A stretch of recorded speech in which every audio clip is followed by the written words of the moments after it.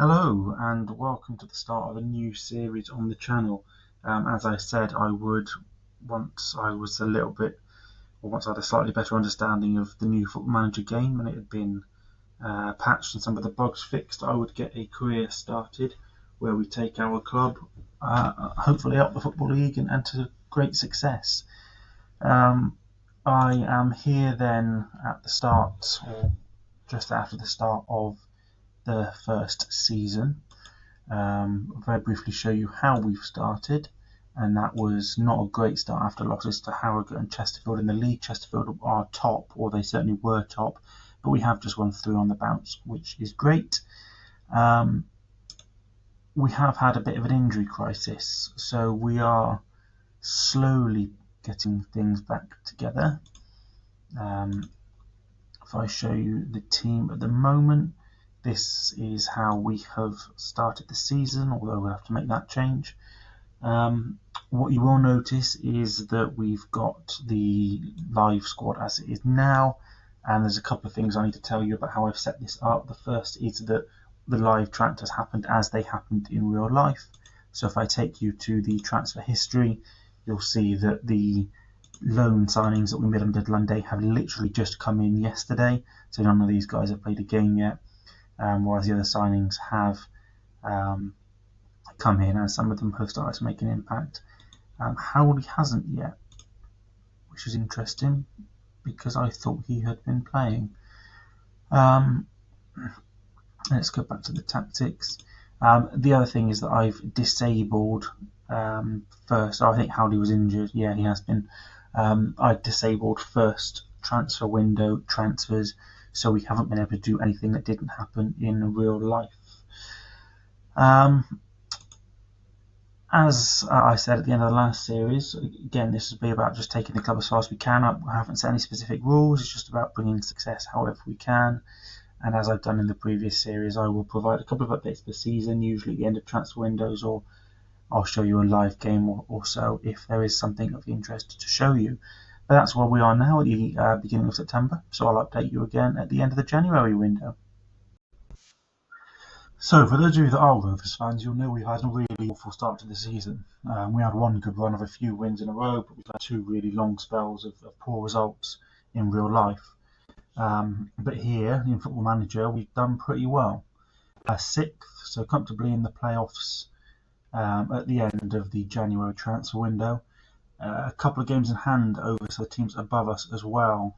We have been as high as 2nd at one point, but our results have been a little bit up and down, if I'm honest. If I show you the fixture schedule, you'll see that we had a pretty good run from October onwards. We did lose to MK Dons, who were obviously one of the better teams in the league, and lost on penalties in a crazy penalty shootout to Cheltenham. You see how many penalties there were on side there. But aside from that, we actually went on a run where we had, so from the 13th of September, that's 3, 6, 7, 8, 9, 10, 11, 12, 13, 14, 15 games where we only had that one loss to MK Dons before losing again to Walsall, who were one of the better teams. And then actually we went from that unbelievable unbeaten run to going 5 in a row without winning. Slightly turned it around again a little bit in January. Couple of wins here against Shrewsbury, Plymouth. We did quite well in the Virtue Trophy until we went out to Huddersfield. But when we look at the league, we've just won our last game 3-0 against Newport, who actually were massively outperforming their real life effort in this save. So it's going reasonably well on that basis. If I take you to the transfer history, I can show you the business that we did in January. So, where if I look by dates, hopefully this will. Yeah, here we go. So 3 signings, 3 free agents. I'll show you those in a minute. We have also agreed that Alfie Chang is going to come in permanently at the end of his loan, which is good. I did look at Negru and Cottrell as permanent signings, but neither of those were realistically affordable. In terms of outgoings, we had Allison. I was thinking would be part of the first team, and he had played 10 games, but is now out on loan at Bournemouth Wood. two youngsters, Charlie White and Charlie Moody, have both gone out for basically nothing. I was going to let their contract expire, so they've agreed contracts ahead of time with non-league clubs, Kidderminster and Hedensford. And Taylor Moore wasn't happy with his lack of game time, which is a shame because he's a really nice bloke in real life, but not particularly good in Football Manager and not really improving given his age. So he went back to France, Ken, for 84k, which is nice because we needed to get a little bit of wage off. And although we've got quite a lot of transfers out this season, the transfer spend is still quite high, really, given. Well, that is interesting that we spent 375k. I guess most of that must have been the Chang money. Oh, and that also includes Kevin. So that's where we are at the moment. So to show you the squad, Negru has been really good since he's come in, so it would be a shame if we can't make that permanent. It would depend how much money I think we're going to have to spend next season, but 20 games and on a really good rating.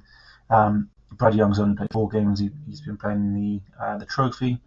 Promise has had a really good season. 17 goals. If we get something like that out of him in real life, we'd be doing much better this season. Thomas and Kilgore having good seasons as well. Southwood has obviously made almost appearances. He's played all the league games and quite a few of the cup games as well. And Mola's done alright, to be honest, as well, both playing as a left back and at centre back, depending when we've needed him.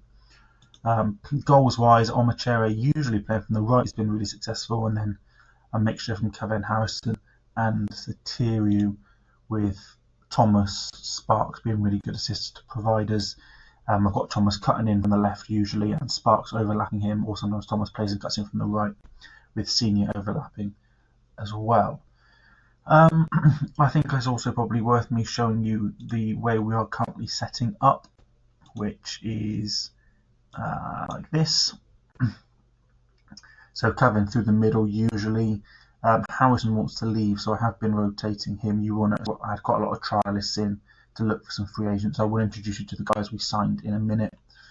But this is how we have been playing. I think what we will do, if I filter out the trialists here, I won't let me do it because there's no game coming up. But realistically, Harrison's going to move on. He's not done particularly well this season, although he has got a few goals. The new signings, Football Manager players will probably know Tyrese John Jules. He's just come in at the end of this window on a free. He was a free agent, someone that can improve quite a lot, and someone that I've done on quite a lot of Football Manager games in the past. A central midfielder, Aiden Messias. We know that we're going to lose a few of those lonely midfielders next season, so he's going to be ready for that eventuality. And then the other one is Luke Berry, who's coming on a free. Again, can play in midfield. So that's where we are. The next update you'll get from me will be the end of the season, where hopefully we will have reached our way upwards towards at least the playoffs, if not something more automatic, to get ourselves back up to League One.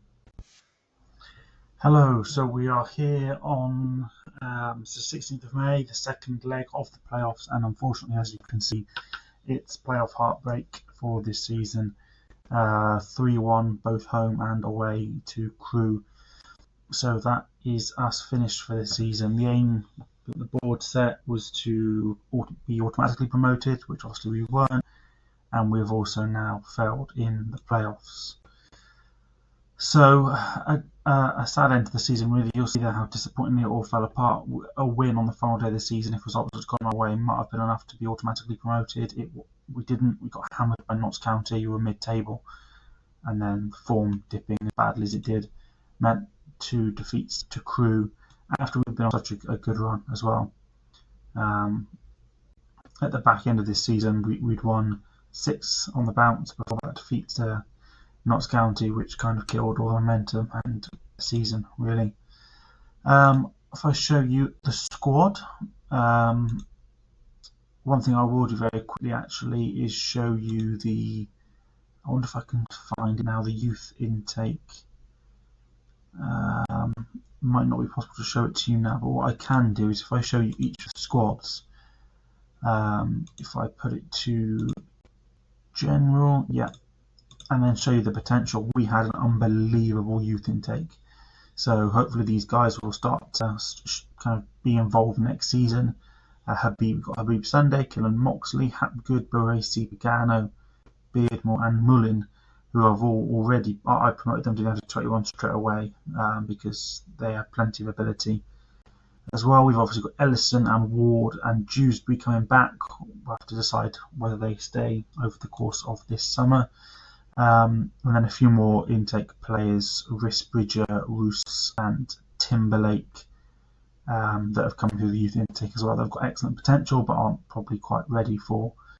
But Timberlake might be, so let's move him to the 21s as well. So there is definitely some promise here.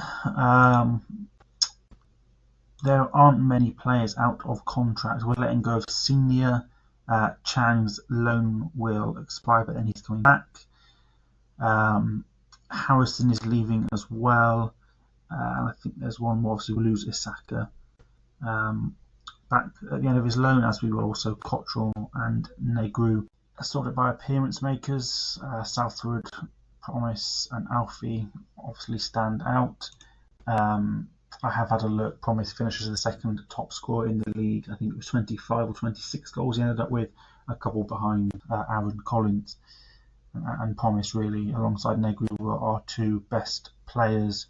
Luke Berry, who we signed, was just so poor and training poorly. He barely featured.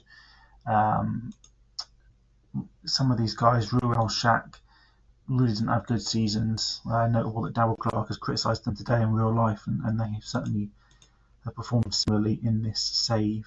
Howley is still probably one for the future, though, so not too disappointed there. But it will now be time to try and rebuild a little bit. Obviously a disappointing season in the fact we didn't get promoted, but much better than real life. So in the next episode I will hopefully have made a few transfers, although we haven't got anything lined up at the moment.